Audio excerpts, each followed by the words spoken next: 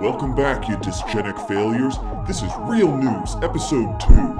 This week's episode is brought to you by the International Crisis Actors Guild, currently seeking single white female applicants between the ages of 18 and 24 for a false flag bombing on the Washington, D.C. Humane Society. Additional sponsorship brought to you by FetishCesspit.com. Sign up today for a 20% discount on all content involving illegal puppy mills, blacksmithing tools, and monogamous same-sex relationships. This week was the 432nd consecutive International Women's Week. Let's take a look at how our favorite multinationals paid their respects. Women's World!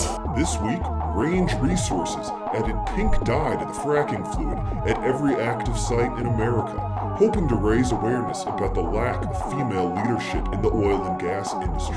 In many cases, groundwater contamination allowed local residents to experience the pink dye in their own water supply. How does broken glass ceiling taste, Sharon? Corrections Corporation of America, the leading provider of for-profit prison administration, committed to equal representation on its formerly 100% male SWORD teams because prison riots already have enough toxic masculinity. Finally, Wall Street gets a dose of advertising firm McCann, New York, erected a statue on Broadway this week in front of the famous Charging Bull. The statue, titled Yes! features the bronzed corpse of a young girl named Annabelle, whose internal organs were removed by Lehman Brothers in order to pay for her parents' underwater mortgage. Turns out men aren't the only ones bringing home the bacon. Now on to This week, Mark and Prozilla Chan oversaw continuing ethnic cleansing operations at their Hawaiian Panopticon. In a series of skirmishes between private military contractors and what Mark referred to as filthy native scum, the entire Eastern expansion plot was finally secured.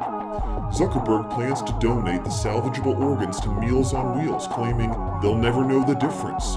All bones will be purchased by the Soylent Corporation for their new bone broth bile beverage line. Finally, we'll wrap up with a new segment, a partnership with Slut Hate PUA forums and Wired.com called Incel Tech. Our featured product this week is the Fleshlight drone. This drone will hover in your disgusting bedroom just out of reach, simulating your experience with every woman for the rest of your life. Program settings include Friend Zone Frenzy, Cuckold's Despair, and Swipe Left. That concludes this week's episode of Real News.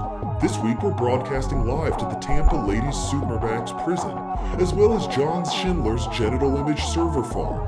Keep it in your pants, John. Keep it in your pants. Keep it in your pants, John. Keep it in your pants. Keep it in your pants. Keep it in your pants, John. Keep it in your pants, John. Keep it in your pants, John. Keep it in your pants, John.